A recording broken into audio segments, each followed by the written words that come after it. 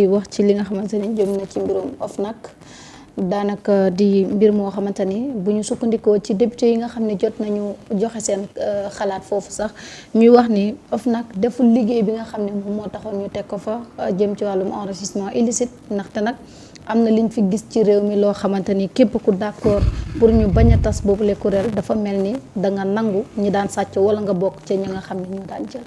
waaw OFNAC moom deful liggéeyam moom dafa mel ni da nga ne géej gi. dafa mel ni da nga ne géej gi am na ndox am na ndox. OFNAC moom oxygène bi moom la ñu xoolaat. waaw oxygène bi moom la ñu xoolaat la waaw. géej gi am na oxygène moom. waaw. xam nga est-ce que xam nga eeru géej. eeru géej dégg naa benn borom xam-xam mu ne 21% moo ci nekk ci oxygène. 21% donc.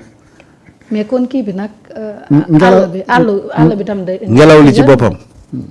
léegi bref. OFNAC moom ñëpp xam nañ ne deful liggéeyam. toog fii di ko wax nii moom yàqub nelaw la. léegi nag ñoom ñi nga xam ne ñoo nekk foofu assemblée nañ ñu wooteel OFNAC bi taxawal ñu ko gaaw mu def liggéeyam mu jeex. léegi kenn nekkatu ci OFNAC deful liggéeyam. waaw loolu day. yëpp sénégalais xam nañ ko. waaw léegi OFNAC buy def liggéeyam la ñuy xaar. loolu de lu ne fang dang la. mu gën a gaaw nag mu bar.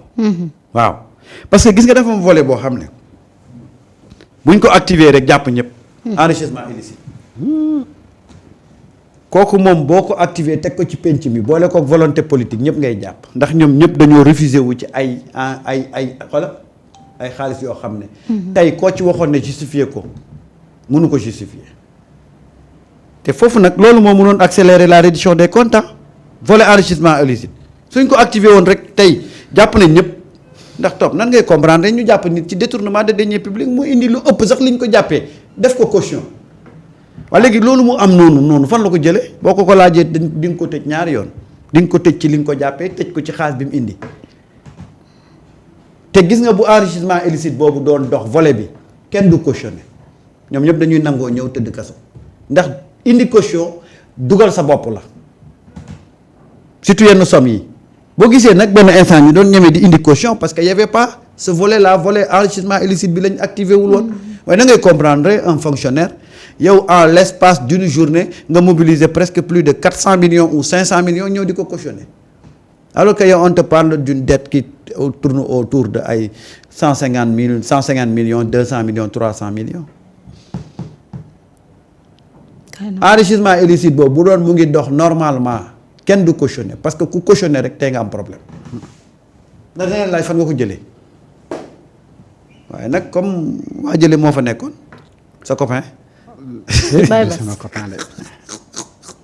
ton ami. tonton Bass. waaw il n'est pas mon ami c'est tonton Bass. alors Marieta. dëgg bi mooy OFNAC mi ofoon ay bëtam la ñu bëgg xippi ay bëtam yokk nit yi saytu. ci kër ga. mais fexe ba nga xamante ni du nekk cour à part parce que ni ko Macky Sall tëggee woon moom OFNAC daf doon empêcher wala mu ëppoon doole sax yenn cour yi et fii keroog dégg naa doyen Sanu di ko expliquer. ci doxalin yi nga xamante ni OFNAC mu ngi ko doon def ba boo transiger après jeex na c'est fini. masalan Samba détourné 15 milliards. waaw. man ma nekk OFNAC ne ko Samba da nga def détournement de te lii bokkul ci liñ dañ koy trait wala nga def enrichissement illicite Samba gisee ak man ci pet ne ma ok léegi bàyyil ma transiger ma jox la 9 milliards. waaw. léegi yeneen yi si des yi après. ñu dàqante ñu xool nu ñu def. ma nangu su ma àttee rek c'est fini. pôle finance ak nangam sangam kenn mënu ci dara c'est fini banta frek maanaam kër la gu nga xamante ni da doon boo comprendre yooyu mu doon ndax gu doon yombal tappale gi la wala gu doon nekkoon ndeyu sàcc maanaam di rawale boo sàccee am na fooy dem ñu jël mbir yi yow am lu ñu la bàyyee maa li nga sàcc raw na kër gu mel noonu nag buñ ko tëggee ci am réew muy dox xam ne dañu war a xeex blanchiment de capitaux war a xeex détournement de deniers publics war a xeex enrichissement illicite war a xeex parce qu'on est victime de ça en réalité dette cachée beeg yeneen yi yépp boo gisee ñu di ko mën di wax ni tey c'est parce que OFNAC boobu moo ëppoon ay bëtam ak pouvoir bi nga xamante ni amoon nga ko léegi yooyu mën na la yóbbu ba suba nga bëgg a topp nit sax fekk ne OFNAC bële lewoloon na le mu sàccoon bu yàgg yooyu nag am réew moo xamante ni dafa bëgg a avancer nekk ci transparence nekk ci yoon bu nga xamante ni yoonu développement la mais warul taxawee noonu institution yooyu noonu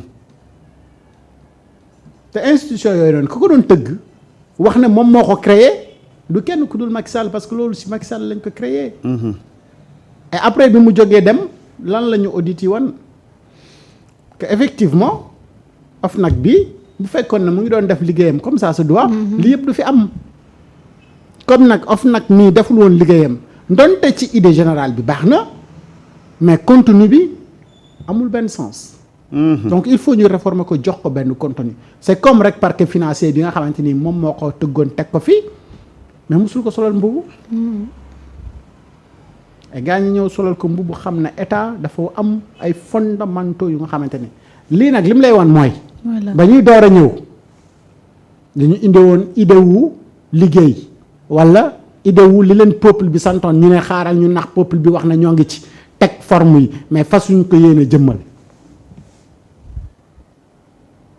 c'est dañu defee pôle finance def OFNAC def lépp bàyyi ko mun a yasax ñii dañu ñëw nag pour liggéey ñu ne lii dañ koy réformer waat xoolaat ko parce que dafa am ay coppite yu nga xamante ni faaw ñu def kon donte l'idée générale elle est bonne après nag ñu door a def liggéey bi nga xamante ni moom moo ci war comme ni ñu ñëwee jëmmal pôle finance ne ko acca jox nañ la léegi lenge yëpp doxalal muy doxal beneen kuréel gi ñuy teg gi voilà li nga xamante ni moom la ñuy xaar ci moom enregistrement illicite surtout ñu dal di koy lijjanti maa xamante ni benn waay bi nga doon gis ci koñ bi rek Marieta la ab journaliste jëkk muuraay ba pare nekk fii soit présenté émission ñu jékki-jékki gis la nga yor ay bus transport yu jar ay centaines de millions di dawal ay oto yu rafet pourtant mën naa dajale mais ñu war a laaj non damay dajale bu ñu waxee man leen dama doon condamné lan sérieux nag tuuti loolu yëf ci rien la de loolu nag fu ñu ko gisee kanaa suñu xel mën a tey doy na waar de yéeme na de mais Top dafa am benn affaire bu am solo boo wax sànq jëm ci dette cachée bi pour la première fois mission FMI bi fi ñëw te Edouard Guéméel jiite ko ñu accepté ne Ngelaw Sonko dégg naa soose de loo foog ni ñu accepté ne lii laa njëkk dégg soose ku doonaati bor am na déglul seen njiit bi li mu wax fii. Délégation du FMI à Dakar cette semaine. Quel est l'objectif de cette visite? En effet, ça fait une semaine qu'on est à Dakar. C'est une mission à caractère un peu spécial. Suite à la publication du rapport de la Cour des comptes à la mi-février, nous sommes venus à Dakar pour discuter avec les autorités du contenu du rapport, notamment ce qui s'est passé en termes de dette pendant l'ancienne administration, comment cette dette s'est accumulée sans être divulguée, et troisièmement, quelles sont les mesures et les réformes que les autorités souhaitent prendre dans les semaines, mois et années à venir afin d'éviter qu'une situation similaire ne se reproduise. Selon le document publié par la Cour le 12 février dernier, les comptes initialement arrêtés en décembre 2023 faisaient état d'une dette publique sénégalaise qui était à plus de 70% du PIB, finalement sous-estimée, puisque dans son audit, la Cour des comptes parle d'une dette à près de 100% du PIB. En êtes-vous arrivé à la même conclusion que les autorités actuelles, à savoir que l'administration précédente a délibérément menti aux partenaires financiers du pays au sujet de l'état économique du pays? Comme le rapport de la Cour des comptes le dit très clairement, il y a eu une décision qui était très consciente de sous-estimer ce stock de la dette pendant les années précédentes. Donc on est d'accord avec la conclusion du rapport de la Cour des comptes. Donc on peut parler de mensonge? Il y a une sous-estimation. Donc on a une partie de la dette qui a été cachée et ceci a permis aux autorités de pouvoir s'endetter plus sur les marchés, de donner un signal plus positif aux marchés financiers et aussi de pouvoir s'endetter à des taux plus favorables que ce que ces taux auraient été si la dette était plus élevée. Des sources parlent de 7 milliards de dollars qui auraient été détournés. Vous confirmez? Bon, 25% du PIB, c'est à peu près 6-7 milliards de dollars. Je ne dirais pas détournés, c'est un endettement qui n'a pas été dévoilé. Et donc le stock de la dette a été sous-estimé par à peu près ce montant, 6-7 milliards de dollars. luñ dévalewul kay. ku jàpp tachee la kii ñii ñoo mën a toppale. ku jàpp Macky Sall jàpp FMI. wallaay li mu wax nii tegu ko fenn. mais au moins ce qu'il faut retenir mooy ils ont accepté qu'il y a une dette cachée.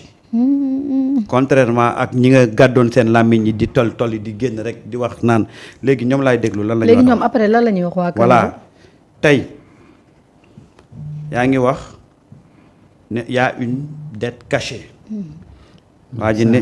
c'est-à-dire tubaab bi kay mën na. yow tubaab moo waa ba ji ba xaaral ma indiwaat terme ba. mais loo feeñalul da nga koo nëbb. da nga koo nëbb kay. voilà sous-estimé.